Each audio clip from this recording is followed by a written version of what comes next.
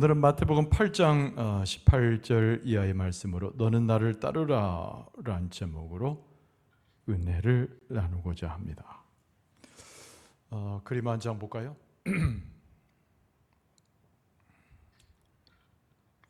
예수님 앞에 많은 무리들이 에워싸 있습니다. 어떤 사람이 무릎을 꿇고 예수님께 간청하고 예수님께서 뭔가를 말씀하시는 장면을 그린 그림이죠. 오늘 성경 본문에 의하면 너는 나를 따르라고 하는 예수님의 일성의 말씀을 전해주고 있는 것으로 보입니다.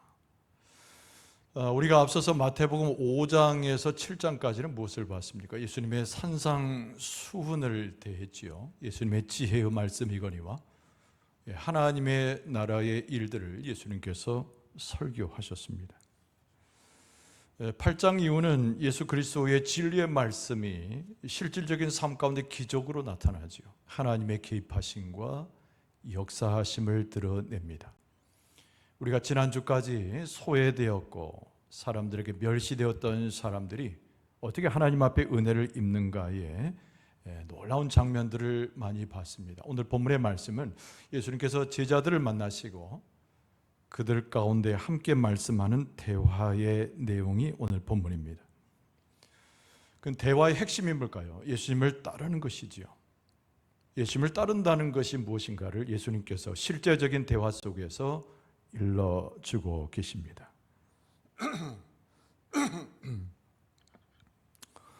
우리가 예수님을 따른다는 말을 많이 써요.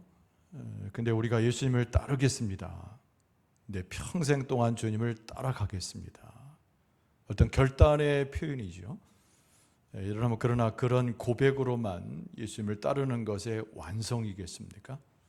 오늘 본문의 말씀에서 예수님께서 강조하신 것은 예수님을 따른다라고 하는 것은 예수님의 음성을 잘 듣고 우리의 삶을 통해서 그 말씀에 순종하는 거예요. 그래서 예수님을 따르는 사람을 제자라고 말하지만 제자는 귀가 열려서 하나님의 음성을 잘 듣는 사람이거니와 그의 걸음걸이들이 예수님께서 말씀하셨던 것을 행하는 사람, 그가 바로 제자입니다. 예수님을 따른다라고 하는 말씀에 주목해서 오늘 본문의 말씀을 우리가 함께 공감하기를 원해요. 예수님의 지시의 말씀이 뭐였고 이들의 행동과 말은 무엇이었는지 좀 주목해 보면서 말이죠.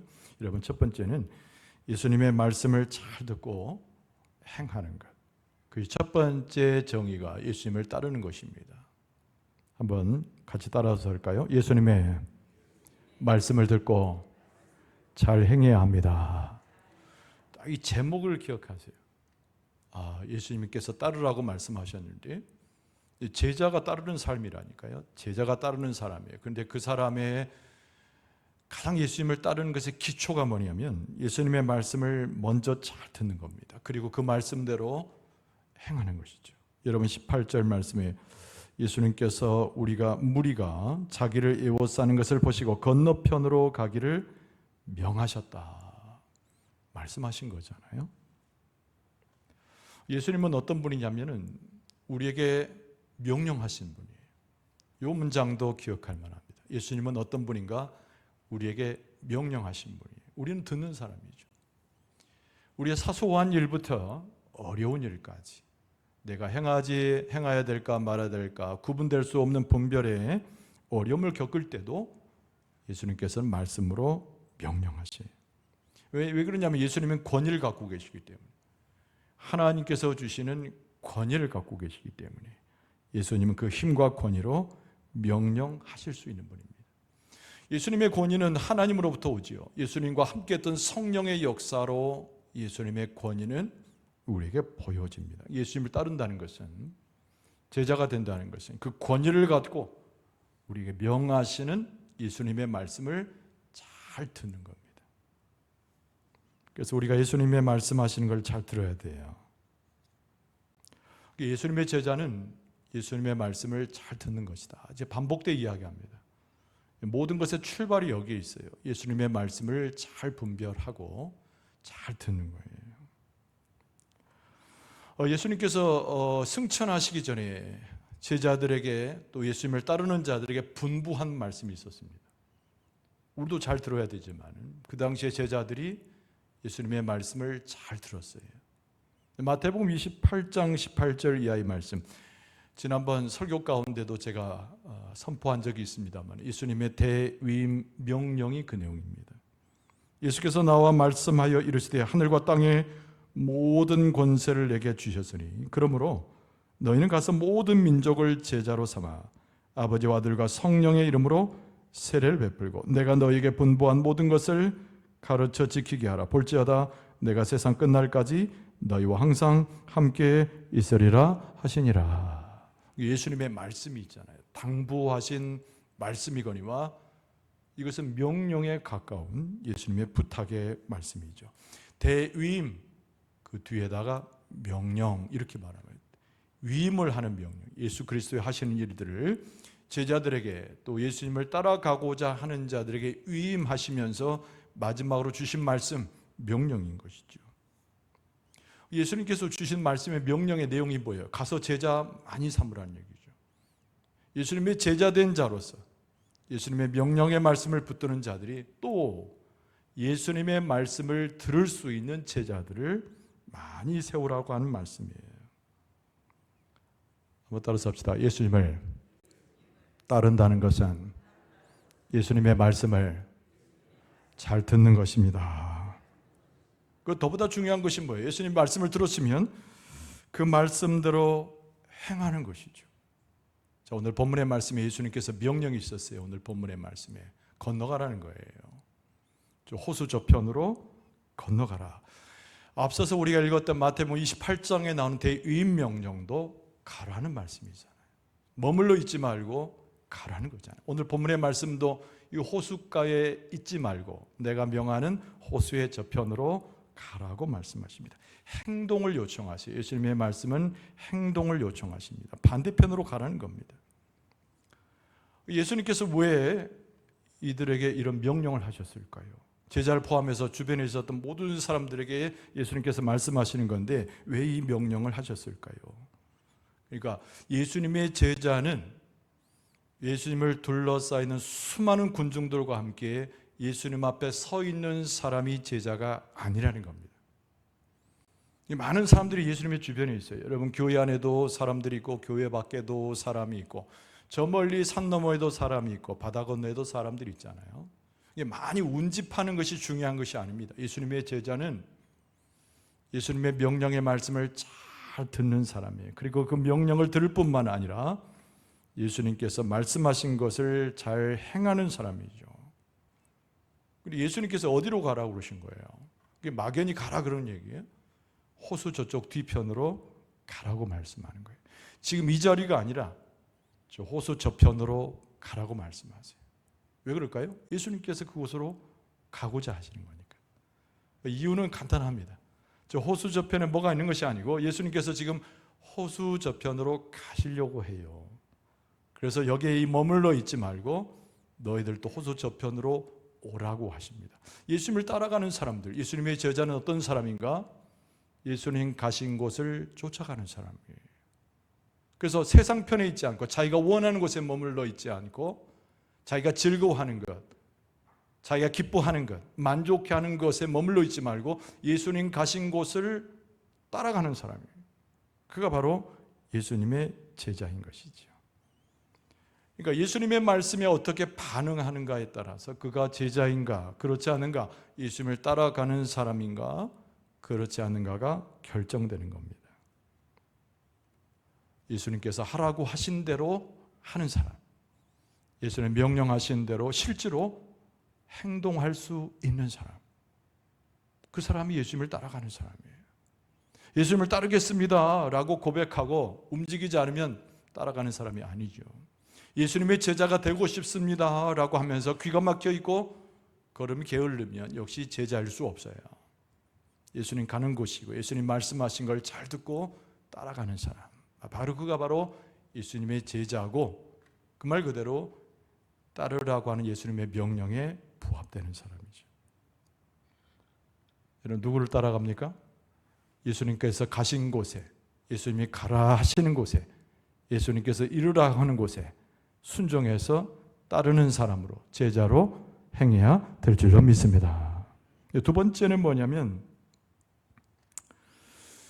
예수님을 따라가는 사람, 제자는 어떤 사람인가 하니 여러분 우리는 매사에 그리스도를 우선시하는 사람입니다. 뭐 따라서 할까요? 예수님을 따라가는 사람은 예수 그리스도를 모든 것에 우선시합니다. 할렐루야. 굉장히 중요해요.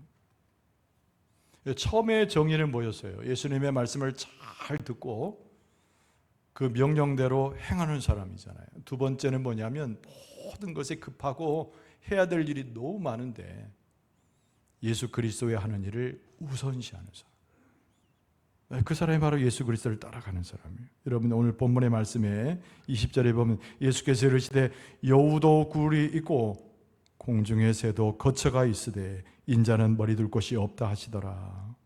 22절에 예수께서 이르시되 죽은 자들이 그들의 죽은 자들을 장사하게 하고 너는 나를 따르라 하시니라. 이게 무슨 말인지 잘 모르겠죠. 아멘하기 어려워요. 이 말씀이 예수님께서 하신 말씀이 우선시한다는 것과 관련해서 예수님 이 말씀의 의미가 무엇일까? 여러분 두 사람이 예수님 앞에 나와왔습니다. 호수 저편으로 가기 전에 예수님께서 말씀을 선포하고 계시는데 제자 삼는 과정에 많은 사람들의 군중 속에서 두 사람이 예수님 앞에 무릎 꿇고 나와요. 아까 그림에서 봤듯이 예수님 앞에 무릎 꿇고 예수님 앞에 간청합니다. 근데 한 사람이 예수님의 뒤를 따르고 싶다고 얘기해요. 그랬더니 앞다투어서 다른 사람도 똑같이 고백하면서 예수님 앞에 머리를 조아립니다. 여러분 19절 말씀해 보면 한 서기관이 나와 예수께 아뢰되 선생님이여 어디로 가시든지 저는 따르리다. 대단한 고백이죠. 또 한 사람이 21절에 보면 제자 중에 또 한 사람이 이르되 그랬어요. 주여 내가 먼저 가서 내 아버지를 장사하게 허락하옵소서. 첫 번째 사람이 예수님 앞에 뭐라고 얘기했냐면 예수님을 따라가겠다라고 용감하게 이야기하는 장면입니다. 근데 이 사람은 서기관이라고 나와요. 율법 선생입니다. 근데 이 사람이 예수님을 따르겠다고 용감히 말하고 있는데 굉장히 충동적이에요. 여러분 또 한 사람이 예수님 앞에 나와서 예수님을 역시 따라가겠노라고 말합니다. 근데 예수님을 따라가겠다는 이 사람의 말은 꽤 진실로 보여요. 그러나 이 사람이 먼저 해결할 것이 있었는데 개인적인 문제, 그 관계를 먼저 처리해야 되겠다고 하는 이 사람의 입장이었죠. 두 사람이 다 예수님을 따르겠다고 나왔는데 두 사람 다 장애가 있어요. 한 사람은 황당무계하고 충동적인 게 장애입니다. 두 번째 사람은 예수님을 따르긴 따르는데 그 말은 진실이 있는데 예수님 따르기 전에 뭔가를 해야 된다는 장애가 그에게 있었다는 겁니다. 자, 이들의 모습 가운데서 예수님께서 가르치시는 거예요. 예수님을 진정 따르는 사람이 누구고 제자가 누구인가를 예수님께서 가르쳐 주세요. 다시 한번 따라서 합시다. 예수님을 따르는 사람은 매사에 예수님을 우선시합니다. 그거예요. 여러분 첫 번째 한 사람이 예수님 앞에 나왔어요. 근데 그 사람은 서기관입니다. 서기관, 율법 교사예요. 근데 이 사람이 예수님 앞에 와서 예수님을 따르겠나라고 고백을 하죠. 매우 충동적이라고 그랬어요. 그 사람 눈에 보이는 예수님을 보고 그는 예수님을 따라갈 가치를 나름대로 계산한 겁니다. 예수님이 어떤 일을 벌이셨어요? 앞에 천국 복음을 산상수훈에서 그 누구의 가르침보다 뛰어난 가르침으로 예수님께서 말씀하지 않으셨습니까? 그리고 예수님께서 기적을 나타내셨잖아요. 그 모든 것을 이 서기관이 본 겁니다. 하나님의 말씀을 누구보다 잘 아는 사람이에요. 이 사람은 율법을 가르치는 사람이기 때문에 메시아에 대해서도 이미 알고 있는 사람이에요. 이 사람이 참 메시아인가 이렇게 보고 있었던 거죠. 나름대로 결론을 내렸어요. 이 사람은 메시아구나. 대단한 인물이구나. 이 사람을 쫓아가는 것이 매우 내 삶에 유익하겠구나라고 판단을 한 것이죠. 그래서 19절 하반절에 보면은 선생님이여 어디로 가시든지 저는 따르리다 이렇게 이야기했어요. 공부를 무척 많이 한 사람입니다. 율법에 대해서 밝은 사람이고 그 지역에서 사회적으로 굉장히 덕망이 높은 사람인데 이 사람이 예수님이 하는 모양을 보고 하신 말씀을 보고 행하셨던 기적을 보고 마음의 결론을 내리고 예수님을 쫓아가기를 원했다는 것이죠. 예수님께서 얼마나 반가우셨겠어요. 서기관이나 되고 율법 교사가 예수님을 따르겠다고 분연히 일어나가지고 자기 다 버리고 예수님 쫓아오겠다고 하니까 얼마나 기쁘셨겠어요. 와라 껴안고 그래 너는 내 제자가 될 만해 라고 칭찬하실 수 있잖아요. 오늘 본문의 말씀에 보니까 예수님께서 그를 칭찬하지 않으십니다. 우리 예수님께서는 그 사람의 마음을 낙담시키는 말씀을 하시죠. 여러분 20절에 보면 여우도 굴이 있고 공중에 새도 거처가 있으되 인자는 머리 둘 곳이 없다 하시더라. 이 말씀은 무엇을 이야기하냐면 예수 그리스도는 네가 생각하는 그런 능력에 너에게 모든 안락한 삶을 약속하는 메시아가 아님을 말씀하는 거예요. 예수님께서 뭐라고 말씀하시는 거예요? 여우도 굴이 있고 공중의 새도 거처가 있지만 인자는 나는 머리 둘 곳이 없이 헤매이는 존재인데 내가 결국 가는 것은 십자가의 길임을 강조하신 거죠. 고난의 길인 것이죠. 아무것도 생산적으로 얻을 수 없는 것이에요. 안락한 것이 아니고 부요함과 풍족함을 줄 수 있는 길이 아님을 예수님께서 말씀하셨던 겁니다. 여러분 예수님께서 태어나셨을 때 어디에서 태어나셨어요? 궁전에서 태어나셨어야 했는데 왕으로 빵빠레를 울리고 잔치 가운데 태어나셨어야 되는데 예수님이 태어나셨던 장소는 제대로 집이 아닌 곳에서 태어나셨어요. 나사렛에서 어린 시절을 보낼 때에도 예수님이 거했던 그 동네는 누추한 곳이었어요. 예수님께서 공생애를 시작하셨지만은 그 어떤 곳에서도 사실은 예수님은 환영받지 못했습니다. 방황하는 사람처럼 보였어요. 길의 거린처럼 보일 수도 있어요. 예수 그리스도의 모습은 순례자의 모습 그 이상 그 이하도 아니었다는 것이죠. 그러니까 서기관이 굉장한 기대를 가지고 이분을 내가 쫓아가면은 현재의 내 삶보다 더 윤택하고 많은 것을 얻을 수 있고 이 지상의 왕이 될 때 내가 뭔가 한 자리 할 수 있지 않겠는가의 기대 가운데서 어디든지 가시던 내가 예수님을 따르겠노라고 그가 고백했지만 결국 예수님께서 가르치신 것은 십자가의 고난의 길을 제시하시면서 그로 하여금 실망에 빠지게 하셨던 것이죠. 오늘 우리에게도 마찬가지예요. 예수님을 따라간다는 것은 복된 길입니다. 여러분 너무 실망하지 마세요. 예수님을 따라가면 여러분 아멘 하시기 바랍니다. 예수님을 따라가면은 여러분의 건강도 병에서 노인받게 될 줄로 믿습니다. 아멘 하셔야 돼요. 혹시 우리 가운데 귀신에 좀 시달리고 있다면 귀신도 내어 쫓으실 줄로 믿습니다. 많은 사람들이 나를 대접하지 못한다고 하면 예수님을 믿고 우리가 삶을 살아면 우리는 영광스럽고 우리는 존중을 받으며 하나님의 은혜 가운데서 빛난 하나님의 별과 같은 존재가 되는 줄로 믿습니다. 맞아요. 그래요. 우리가 아멘 하시라고 그랬어요. 서기관의 마음에는 이것으로 충만한 거예요. 그가 다가 아닌 것이죠. 그런데 예수님께서 궁극적으로 주시고자 하는 것은 우리의 건강, 우리의 빛나는 삶, 유족한 것만 주고자 하셨던 것이 아니었던 것이죠. 예수님의 길은 오히려 십자가를 예비한 길이었잖아요. 여러 번 제가 반복해서 이야기합니다. 예수님을 따른다라고 하는 것은 유족한 거예요. 하나님이 주신 물질의 복이 왜 죄입니까? 풍족해야 돼요. 왜 하나님의 영적인 만족을 통해서 우리가 즐거워하고 찬송하는 것이 잘못되었습니까? 얼마든지 찬송하고 우리에게 모든 것을 공급하신 하나님의 를 찬송할 필요가 있어요. 근데 보다 중요한 것은 이 서기관에게 무엇을 강조했냐면 예수님께서는 십자가의 길을 말씀하신 거예요.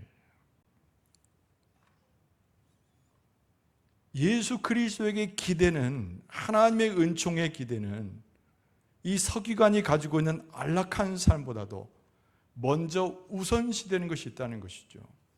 그것이 바로 예수 그리스도의 십자가인데 예수 그리스도의 십자가는 우리의 안락함, 부요함과 전혀 다르게 헐벗고 굶주리고 그 자체는 고난의 상징이었다는 겁니다. 예수 그리스도의 십자가 앞에 나가서 고난을 경험해야 예수 그리스도의 십자가를 통해서 희생을 경험해야 예수 그리스도의 십자가를 통해서 죽음을 경험해야 진정한 부활과 생명과 영적인 부요함을 맛보게 되는 줄로 믿습니다. 예수님의 제자들은 예수님을 따라가는 존재인데 안락함, 부요함, 만족 이것을 먼저 생각하기보다는 예수 그리스도의 십자가의 고난을 먼저 생각하고 그리스도의 십자가를 지고 함께 따라가는 사람이 예수님의 제자라는 거예요. 여러분, 두 번째 사람에게 예수님께서 뭘 가르쳐 주셨는가? 인간적인 너무 중요한 관계이지만 그보다 더 중요한 것 예수 그리스도를 우선시하라는 겁니다. 여러분, 두 번째 제자가 되려는 사람, 대화에서 엿보듯이 21절에 보면 제자 중에 또 한 사람이 이르되 주여 내가 먼저 가서 내 아버지를 장사하게 허락하여 주옵소서. 이 사람은 굉장히 신실한 사람이에요. 잘못된 사람이 아니에요. 굉장히 신실한 사람입니다. 그러니까 앞에 있는 서기관은 그냥 사람이에요. 율법을 좀 알다 뿐이지. 근데 여기 두 번째 나오는 사람은 이름은 알 수 없지만은 이 사람은 제자라고 성경에 기록하고 있어요. 이 사람의 신분을 제자라고 그랬단 말이에요. 그리고 예수님을 부를 때 앞에 서기관이 선생님이여 이렇게 불렀는데 예수님을 향하여 주여 이렇게 불러요. 이 사람은 굉장히 예수님의 마음에도 합당하고 이 사람의 헌신은 진실이었던 것이 분명합니다. 이 상황이. 그런데 예수님 앞에 나와서 뭐라고 얘기해요? 내가 예수님을 따르겠는데 내 아버지를 먼저 장사하게 허락하옵소서. 아버지가 돌아가셨다는 얘기죠. 여러분, 우리의 매사의 삶에 있어서 상이 나고 특히 부모가 먼저 돌아갈 때 그보다 더 중요한 일이 어디 있겠습니까? 성경에도 구약 성경의 말씀에도 그 부모에 대해서 그 상을 치르는 과정을 너무 중요한 것으로 이야기를 했어요.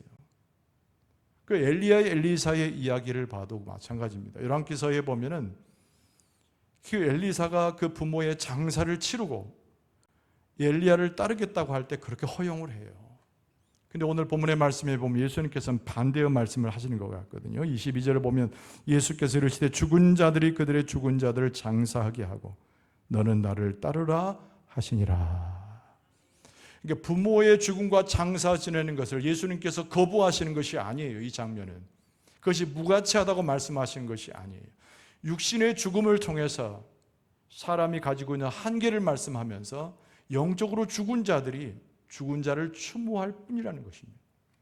예수님을 쫓아간다라고 하는 것은, 따른다라고 하는 것은 뭐냐면 영적으로 살아있는 존재로서, 영적으로 살아있는 존재로서 영으로 죽은 자들을 생명으로 인도하는 길인 것이죠. 예수 그리스도께서 죽으셨어요. 그런데 예수 그리스도의 죽음보다 더 중요한 것은 생명으로 부활하신 일이 훨씬 중요한 복음인 줄로 믿습니다. 그러니까 이 사람에게 이야기하는 거예요. 나를 따르려거든. 진정 제자가 된 삶을 살려고 하거든. 예수님께서 비유적인 말씀이긴 하지만 여기서 강하게 이야기하기를 죽은 자들이 죽은 자를 장사하게 하고 너는 생명의 주관자가 된 그 복음을 가지고 영으로 살아있는 자의 그 사역을 감당할 것을 말씀하는 거죠.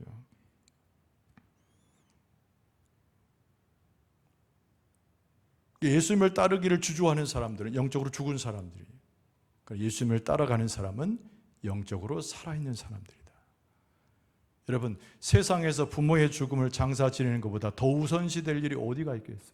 자, 그럼에도 불구하고 예수님께서 말씀하신 것은 예수님을 따른다는 것은 생명의 주가 되시는 그리스도를 붙들고 그 생명의 복음을 증거하는 것이 예수님을 따르는 것이고 제자의 삶임을 강조하신 줄로 믿습니다. 자, 근데 오늘 본문의 말씀이 여기서 끝나버리면은 결론에 닿지를 못해요. 아까 23절을 우리가 읽었는데 23절 말씀에 이렇게 되어 있습니다. 배에 오르심에 제자들이 따랐다라고 되어 있어요. 이 23절 말씀이 굉장히 기기묘묘한 대단한 말씀입니다. 23절이. 여러분, 예수께서 배에 오르셔요. 그리고 호수 저편으로 가시기 위해서 소위 말해 배를 출항시킵니다. 그때 예수님의 제자들이 배에 함께 오르죠. 그것이 제자들이 따랐다고 되어 있어요. 이렇게 끝나요.